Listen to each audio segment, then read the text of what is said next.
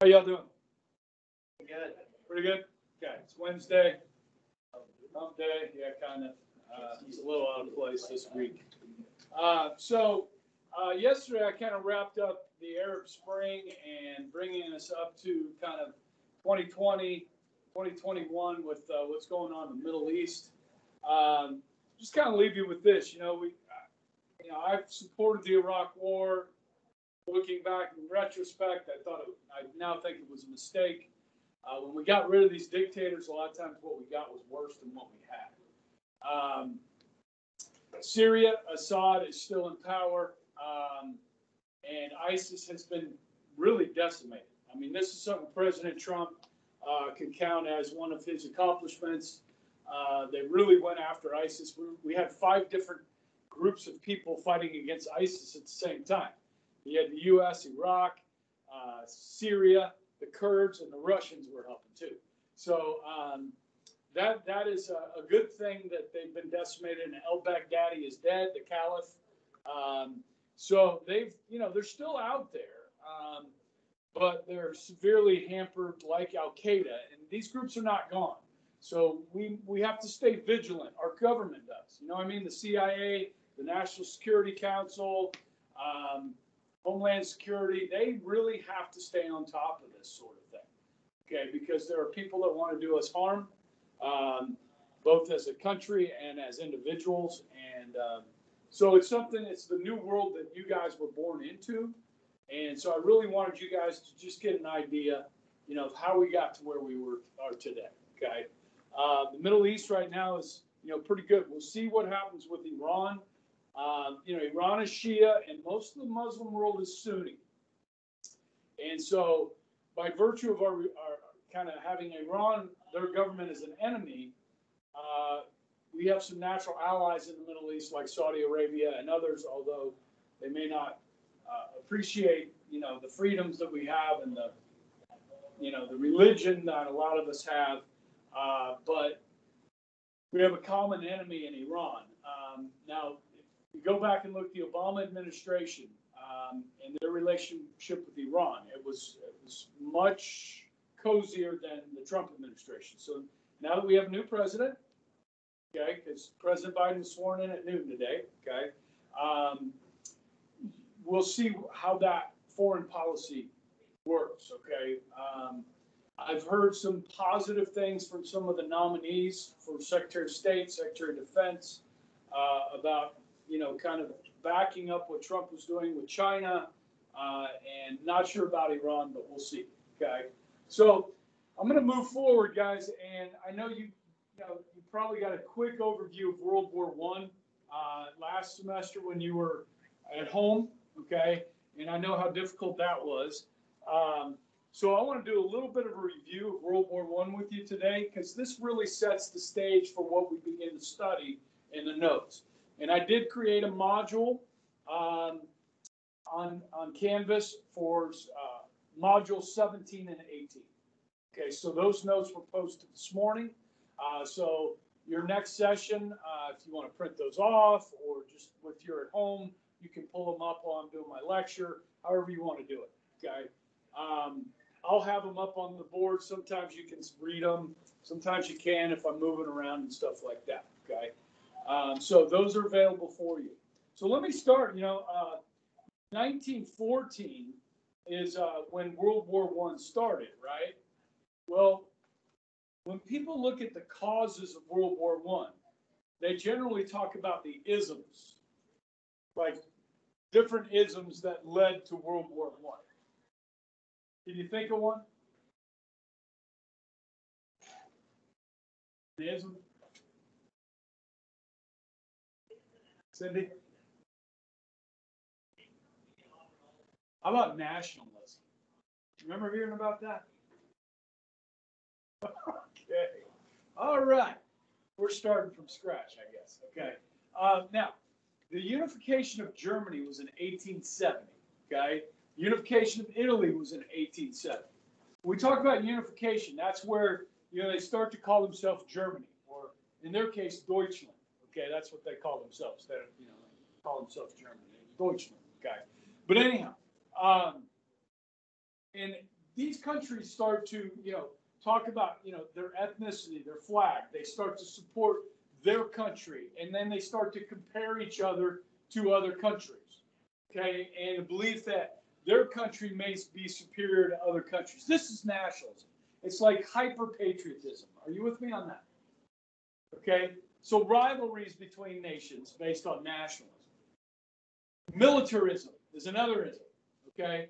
Guys, turn of the century, technology, industrialization leads to the creation of new weapons, more efficient killing machines, okay? And so you start to see a buildup of militaries in a lot of these countries to make them strong, makes them feel good about their country, their nationalism. You with me on militarism and nationalism? And then there's imperialism. That's the third. Now, if you know anything about history, which I know you people do know something about history, that is that the British Empire was truly an empire. The British controlled 1/4 of the Earth's surface. That little island controlled 1/4 of the planet.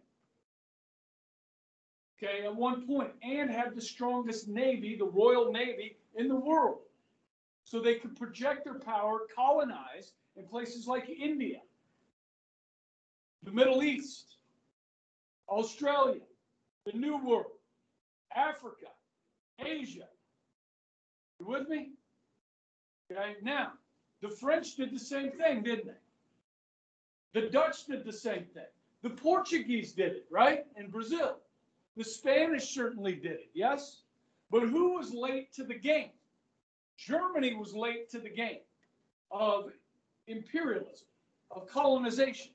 And they wanted to get in on the game, okay? Germany was a little bit behind when they industrialized, but when Germany did industrialize, they became very strong. And they began to challenge the strength of the British Empire. The British didn't like that, okay? Now, the French and the Russians have a relationship that goes back a ways, and they are allies, okay? So when this thing kind of breaks out, you're going to have the Central Powers and then the Allied powers. And by virtue of this relationship, Russia and France will be allies. And because Britain is against Germany, they're going to join with this. And so that will be your Allied powers. Joining these three will be Japan, will be part of the Allied powers. Okay? You could probably throw the Spanish in there as well.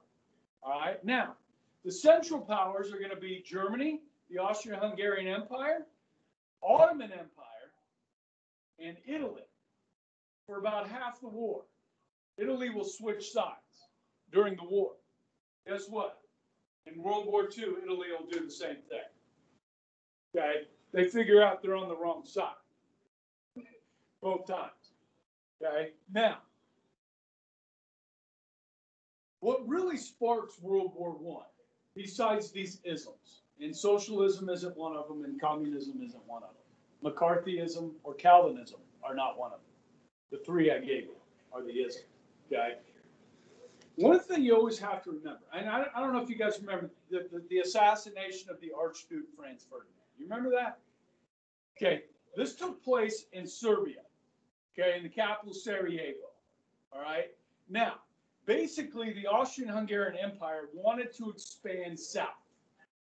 With me? Now, who doesn't like this? Russia doesn't like this. And this is one of the things, guys, you have to understand about history. And today, Russia does not have a warm water port in the wintertime. The only warm water ports that they can use have to be through the Black Sea, through Istanbul, through the straits here. And so anytime anything happens down here, it raises the ire of Russia. You understand? They're going to be looking out for what's going on down there because they need to be able to use warm water ports.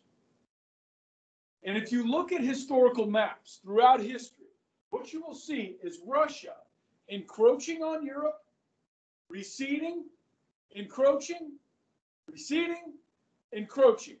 Right now, we are in a phase of Russia encroaching back into Europe, into the Ukraine.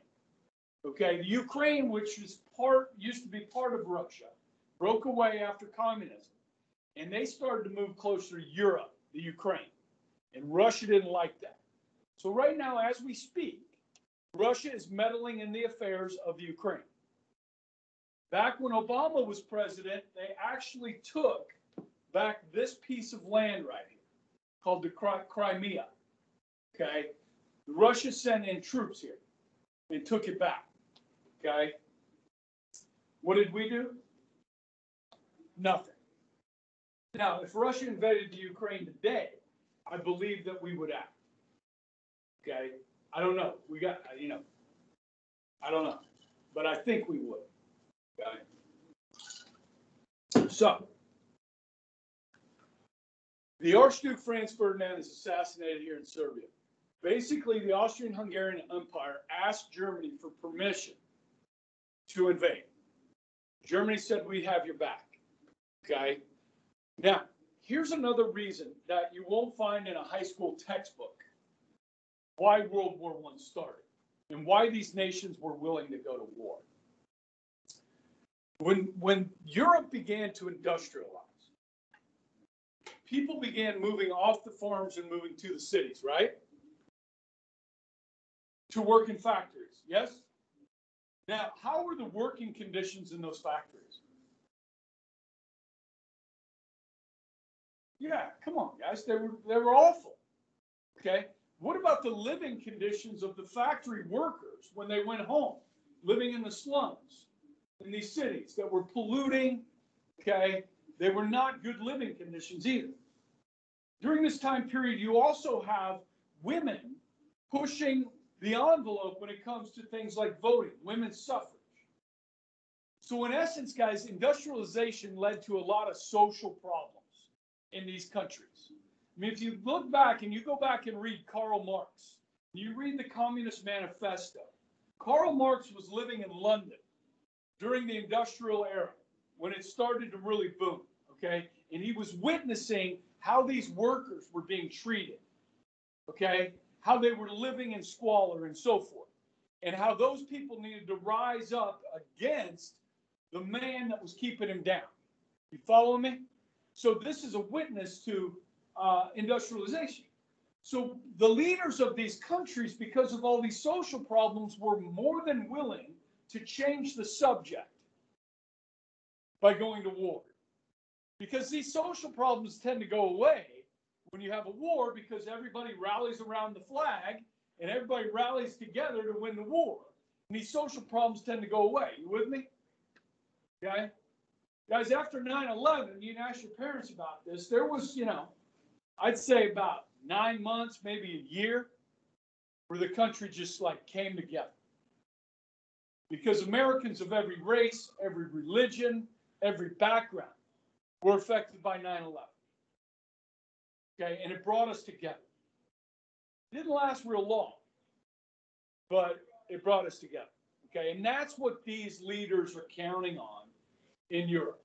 And they all feel like this is going to be a short war, not 4 years, maybe 4 months, but not 4 years. They all thought they were going to win, and they all thought it would be easy. Okay, and they were all wrong. Okay, so now the reason I have this map up here, guys, is the treaty that ends World War I is called what? The Treaty of Versailles. Okay, now it's important to remember the United States did not join the Treaty of Versailles. We had a separate peace with Germany. The Treaty of Versailles is going to punish Germany. Because you guys remember something called the Franco-Prussian War? See, this wasn't the first time that Germany or Prussia had invaded France. It happened back in the 1890s, too. So this was the second time. And there will be a third time in 1939, 1940. Okay? So the French really want to punish Germany after World War I. Okay? And look at the difference in this map. You have these large empires, and now all of a sudden you have all these new lines in here. Who draws these lines? Who gets to draw this map? It's not the U.S. because we signed a different treaty. This is going to be Britain and France and Spain and others that will draw this map. Now, this map down here is going to lead to a whole new set of problems. Because when you draw new borders like this, what you're doing is you're creating racial majorities and racial minorities, religious majorities and religious minorities that are put into the borders with each other. Okay? And do majorities ever mistreat minorities in this world? Yeah. Okay, so this is going to lead to new problems. Even as late as 1995, guys, when there's a war in what is part of Yugoslavia now called Bosnia, okay, Herzegovina, there's a war there. Okay, there's genocide there, where one group of people is killing another group of people based on their religion. This is in Europe in the 1990s. Okay, so this leads to new problems. Okay, these new lines. Okay, and when I showed you last lesson, when I had the map of the Middle East up, guys, that is a map that was drawn after World War I too. Those borders were changed. Okay, which splits up, your Sunnis, your Shias, and different groups, different backgrounds, different ethnicities into different countries. And the Kurds, as I mentioned, they got left out of people without a home. Okay, so this is just giving you some context, okay, to what this map is going to look like and the impact of World War I. Okay, so when this thing breaks out, the Germans are going to use what's called the Schlieffen Plan. This is named after a German general. The top French general is a guy named Foch, F-O-C-H. Okay, and the top German general is a guy named Schlieffen. He is going to invade from Germany through the Netherlands and Belgium, which are neutral countries, into France. Okay, and the Germans will close in on Paris. There's a battle called the Battle of the Marne, and this will save Paris, the Battle of the Marne. And after that battle, things kind of settle into place over the next 3 years. Basically, in northeastern France, they're going to start building trenches because the weapons of war have improved, but the tactics of war, how you carry out war, have not changed. So the killing machines are far superior to what they had even 30 years ago, but they're still fighting wars the same way. And this is going to turn it into a bloodbath, okay? Unlike has ever been seen on the planet. So, with that, you will see some major battles, okay, here in northeastern France. So, for instance, in the Battle of the Somme, okay, which was in 1960, the Allies, the French and the British, went on the offensive. They basically fought over about 40 square miles for 5 months. There were 2 million casualties in 5 months. Russia had 1 million casualties in the Battle of the Somme. Okay, this is awful. Now, what are these new weapons? Well, they had machine guns in in the Civil War, right? They had machine guns. They didn't have very many, and they weren't very reliable. By World War I, the machine gun has been perfected. Okay, they have artillery, not cannon, artillery, howitzers. Okay, they have tanks. They have airplanes and poisonous gas. Okay, and there will be 4 types of poisonous gas utilized in World War I. One we still use today, which is tear gas. Okay, it makes it hard to see. It can blind you temporarily, make it hard to breathe. It basically, incapacitates you with tear gas. Okay, you usually don't die from tear gas, but you can if you're an infant or elderly. But there's not a lot of those in the trenches. Okay. The other types of gas they used was chlorine gas, which if you know anything about chlorine, you can't chlorine gas, you can't see the fumes. You know what I mean? You can't see them. So they're on you before you know it. There's phosgene gas and there's mustard gas. All of these are going to affect your eyes and your lungs because you're going to breathe it in. Okay? Some of these gases will start to affect your organs in your body and shut down your organs. Okay? There were over 1.2 million people that were gassed during World War I. There was about a 10% fatality rate. Okay, so 90% survived. Many of them were blinded or temporarily blinded by these gases and obviously have breathing issues.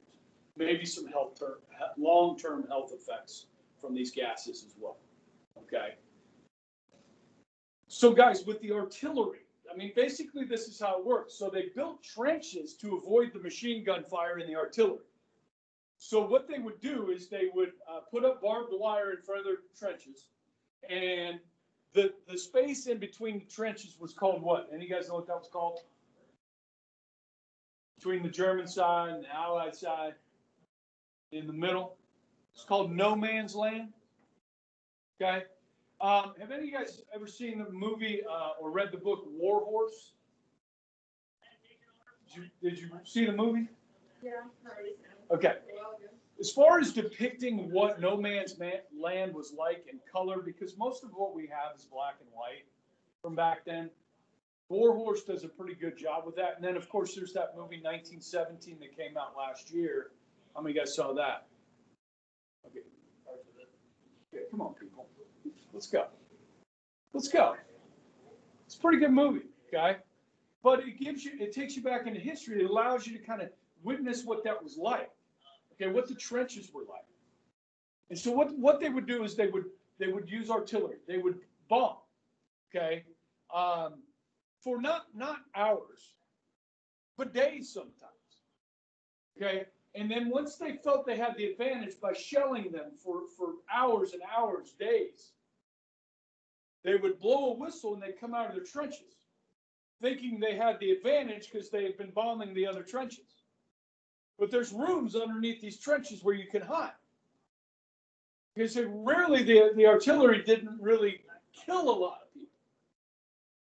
So you come out of your trenches thinking you have the advantage. The enemy opens up with machine gun fire in their own artillery. And so they're in no man's land, guys. It is a meat grinder. People are chewed to bits. And so now the British think they have the advantage. So they come out of their trenches. Well, there's more Germans in the trenches. So they open up their machine gun fire, and it's the same thing happens to them. And they do this for 4 years.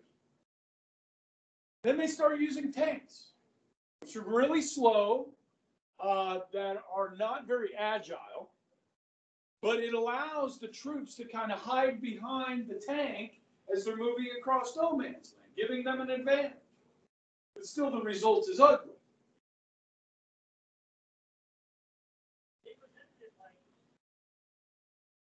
The living conditions in the trenches. There's 4 seasons, right?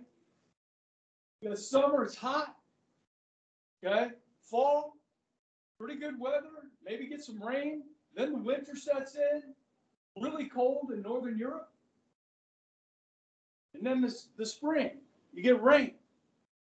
And it's muddy. And it's unsanitary. There's rats. And if you get wounded, there's a good chance you're going to get infected, right? You're going to get gangrene. What are they going to have to do to you? What are they going to have to do with that infection? They're going to have to cut it off. So, guys, number of amputations.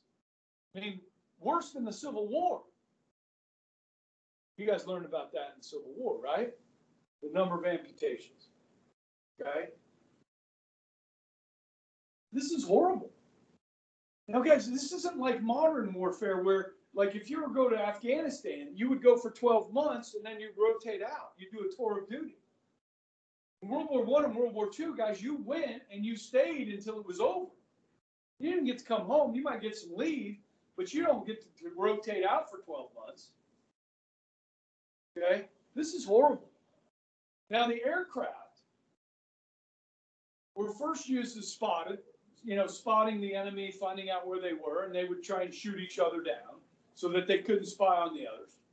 So the United States, once we got involved, guys, we actually had 740 aircraft that participated in World War I from the United States. Now, we don't have an Air Force until after World War II as a branch of the military, okay? So the Air Force is, in World War I, attached to the Army. In World War II, the Air Force is attached, or the aircraft are attached to the Army and the Navy. Because by then we'll have aircraft carriers, okay? So 740 aircraft. Our people perform pretty well, okay? Now, you might remember the names like Red Baron, Rickenbacker, World War I fighter pilots, okay? We had some pretty good pilots, too. Our first ace in World War I, you know how many planes you have to shoot down to be an ace? Enemy aircraft, you got to shoot down 5. If you destroyed 5 enemy aircraft in the air, you were considered an ace. Okay? America's first ace was a guy named Billy Mitchell. Okay? The United States lost 231 planes of our 740. We lost. But we destroyed 731 German aircraft. I'd say we performed pretty well. Okay? Billy Mitchell will be on the forefront after the war of trying to push our government to invest in military aircraft. The effectiveness. This is the wave of the future. Okay? Now, just for trivia purposes, in Korea, we had our first jet fighter plane. Okay, we had jets by Korea, all right? And so we're going to have our first jet fighter ace in the Korean War, and he will shoot down 5 Russian MiGs. Okay, more than that, but he'll get 5, which will make him an ace. Any guys know who the first American jet fighter ace is? Trivia. His name was Colonel James Jabara of Wichita, Kansas. A Lebanese American. We named an airport after him. Out east. You see it? You know where the Jabara Airport is? You know where it is? You know where Cabela's is? K96 and Webb. Going out towards Cabela's. There's an airport on the left. It's called Jabara Airport. That picture I have a plane on my background, that's taken at Jabara. Okay. Yeah, you don't like to cross the river. You're one of those West Siders. Yeah, I'm not going out on this. That's you. No. Are you related to the Jabara's carpet company? Yes. Okay. I'm sure they are. Okay. Yes. They're probably the same family somehow. Yeah. Yeah. Jabara Carpet Out. We all know the jingle. Okay. They do a good job with advertising. All right, so guys, what draws us into this is really, kind of the last straw is the Zimmerman telegram, where the German foreign minister sends a telegram to the Mexican ambassador, and we intercept this. And they were trying to get Mexico to declare war on the United States. So that would distract us from getting involved in Europe. President Wilson went to Congress in April. It was April 2nd, 1917, and asked for a declaration of war. It took him 4 days. Congress declared war 4 days later. And Wilson said, we're going to go make the world safe for democracy. Those were his words, okay? Guys, when we declared war in 1917, we had the 17th largest army in the world behind number 16, Romania.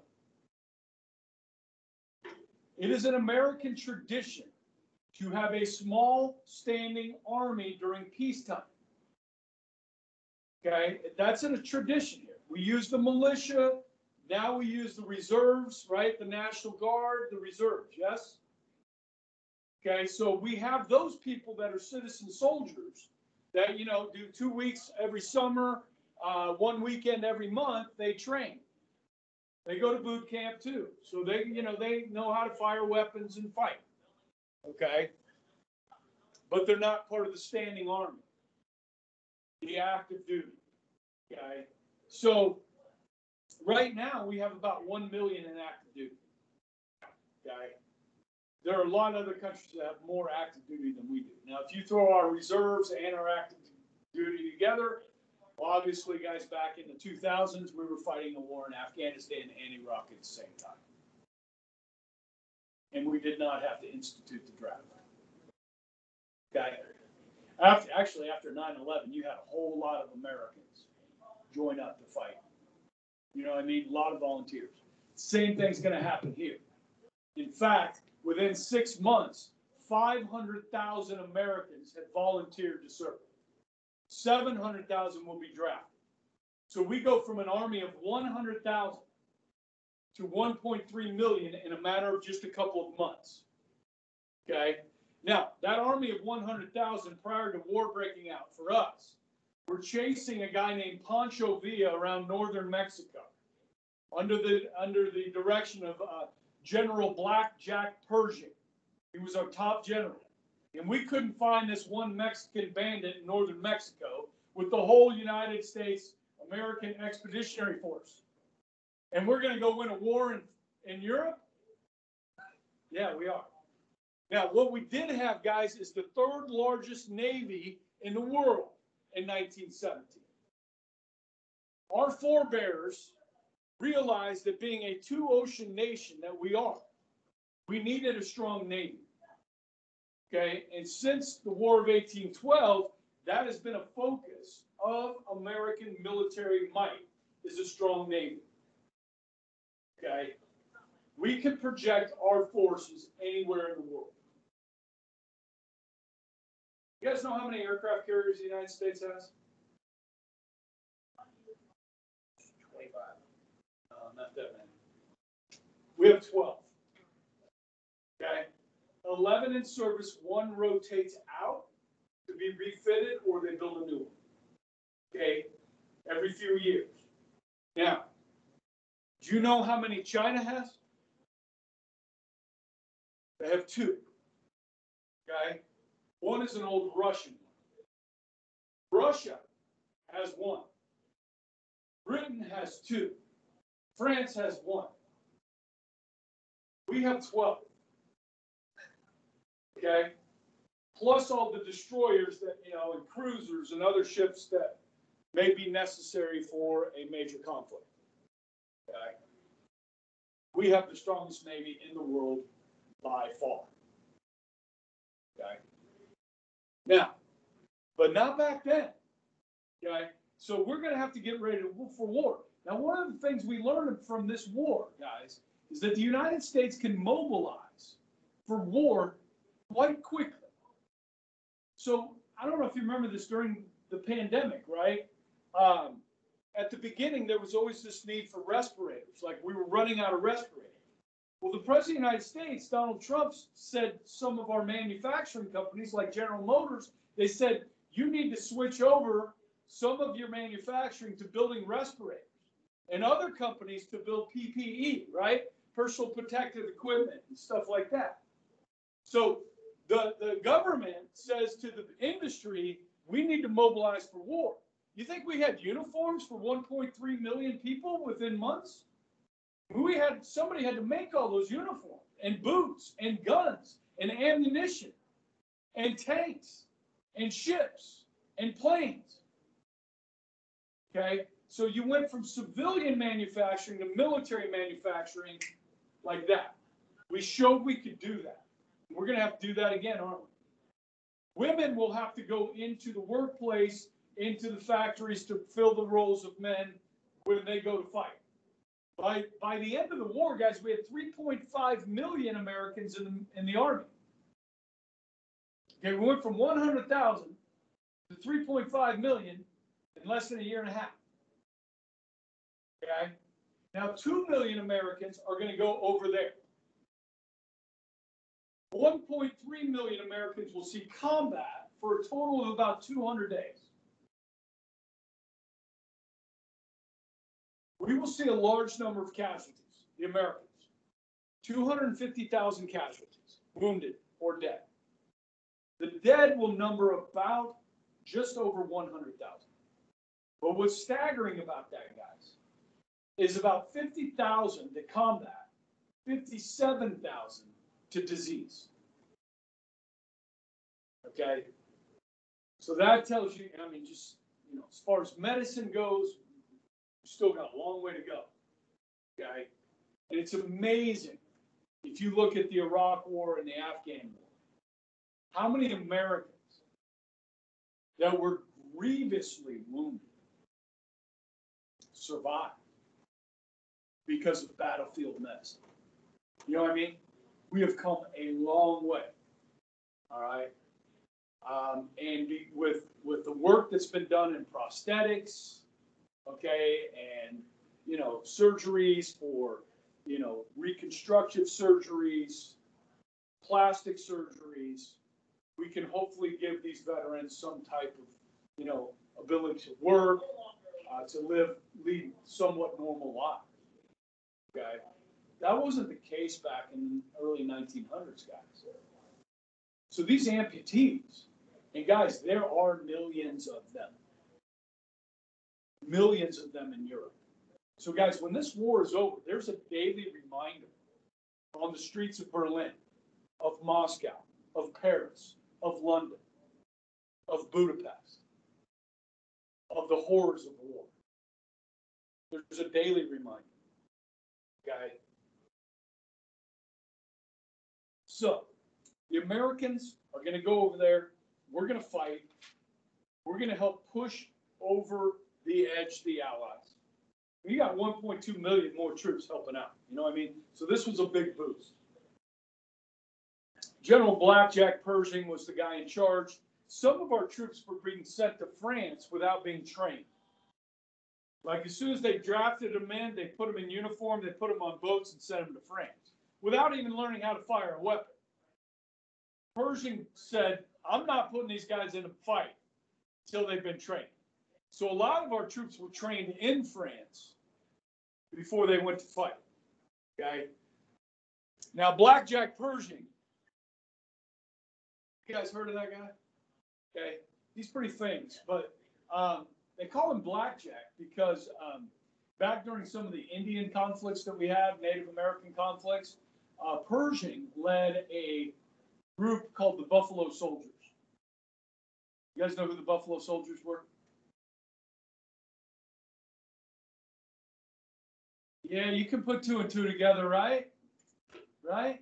Yeah, these were African American troops that Pershing was their commander. Okay, and so he got the nickname Blackjack. Okay, and there were African Americans that went over to fight in World War I. Now we still had a segregated army. Okay, so we did have one integrated unit, a mixed unit called the 92nd, and the blacks and the whites did not get along well. I mean, guys, it's crazy because there's some good World War I stories and movies and so forth. Like, you got Poles, you got Jews, you got Germans. Think about this: German Americans, people that immigrated from Germany, now fighting for the U.S. Army against Germans, and they still speak German. You understand? They still have a German accent. Do you not think the Poles and the Jews and the Italians and they all had names for each other, you know what I mean? The Spics and, the Polacks, they all had derogatory names for each other. Think they were suspicious of Germans? You think they were suspicious of your ancestors? You German folk? Out there in Colwich, and, St. Mark's? We had our faculty retreat on Monday. I love going out to St. Mark's. It's such a beautiful church. And I like walking out to the cemetery. It's just like walking through the halls of Bishop Carroll. The names on the headstone. You know what I mean? You got X, Mans, we got Martins. And then if you go back, a lot of the names are spelled different. And there's German writing on the headstone. Okay? Do you think people were suspicious of your kin? Yeah. Okay? So it's an interesting, I mean, there's so many interesting things within socially and so forth. We did have an African-American unit fight along with the French. Okay? And they performed very well. Because the French treated them like people. Like equals. Okay? Something to be said about that, huh? Okay. Now, just to give you some numbers here. Okay. Remember the Spanish flu? Between 1917 and 1919. They estimated that it killed between 20 and 40 million people. It is believed that the Spanish flu originated in the trenches of Europe. Some people believe that it started on base at Fort Scott in Kansas. Trace it back to there. Why do they call it Spanish flu? If it didn't originate in Spain. You guys not know your pandemic history? Let's go! You curious? Why do they call it Spanish flu? It decimated Spain. Okay? I mean, it affected Spain more than any other country. And if you go back and look at this pandemic, if you look at Italy, in the first few months of this, remember how bad it was in Italy? Okay? So, I mean, you could almost call it the Italian flu. Okay, now how did it get from Wuhan, China to Italy? Well, that's very simple, guys. There's a lot of Chinese business interests in Italy. In fact, guys, last January, my wife was in Italy, in northern Italy for business.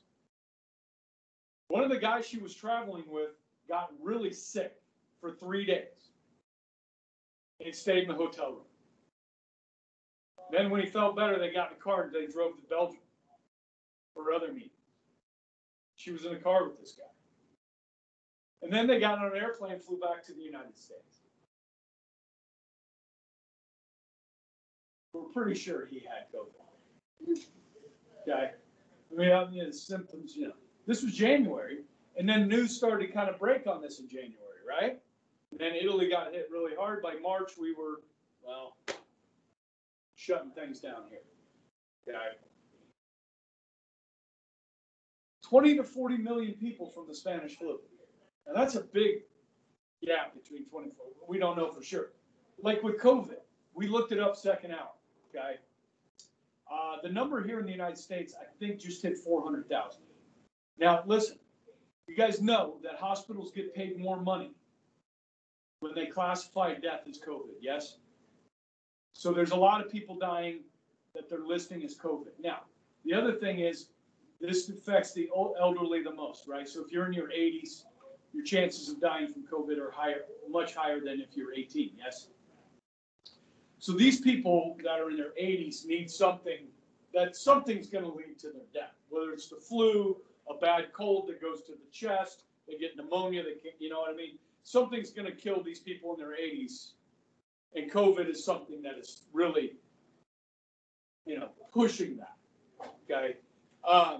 Worldwide, I think we came up with around 3 million worldwide that they've attributed to COVID. Okay, so we're not yet with the Spanish flu, right? You know what I mean? With this COVID, as far as the intensity of it. Okay, and especially how it doesn't affect young people near as much. Okay, you guys know that Kansas is 1 death under the age of 18. Did you know that? 1. Okay. And that kind of got to piss you off because you're like, man, I got to go through all this crap for all these old people so I don't get them sick. Right? But really, I mean, okay, real quick. This is combat deaths. France lost 1.5 million to combat. How old are these guys? Between the ages of 18 and 35, right? 1.5 million, a generation of men dead. The British lost 750,000 dead. Russia, 2 million dead. Germany, 2 million dead. Austro-Hungarian Empire, 1.1 million dead. Ottoman Empire, 800,000 dead. Italy, 650,000 dead. Between 8 and 9 million war-related deaths. 40 million casualties. Many of which led to amputations. Guys, this is like hell on earth. People don't ever want that to happen again. Germany will be punished. And there will be a real push not to have another war. Okay? But because Germany is punished so harshly by the Treaty of Versailles, Germany will rise again. You guys know the story. I'm just going to fill in a lot of the details of that story for you, okay? When it comes to the rise of dictatorships and Hitler and so forth, okay? But the Treaty of Versailles is going to give Adolf Hitler lots of ammunition, okay, to come to power. We made mistakes. We learned a lot of lessons from World War I, like logistics, how to move troops across the ocean, the Atlantic, how to move supplies across the Atlantic, the logistics of warfare. We learned how to mobilize for warfare. And we hopefully learned from our mistakes. This is the first modern industrial war. Our Navy performed very well in World War I. Our air service performed very well. Our Army performed well. Okay? So, this is the lasting effect of World War I. Okay, and I just want you to understand the real reluctance, especially in the United States. We're going to be drugged kicking and screaming into World War II. Think about this, guys. Almost all of Europe is conquered by the Nazis, with the exception of Great Britain. France is an ally. You understand? These are our allies. They've been taken over by the Nazis, and we're still not going to war. Okay, that's the lasting impact of World War I. All right. Tomorrow I'm going to start on some notes, so tune in, either live or in recording. Okay? Have a good day.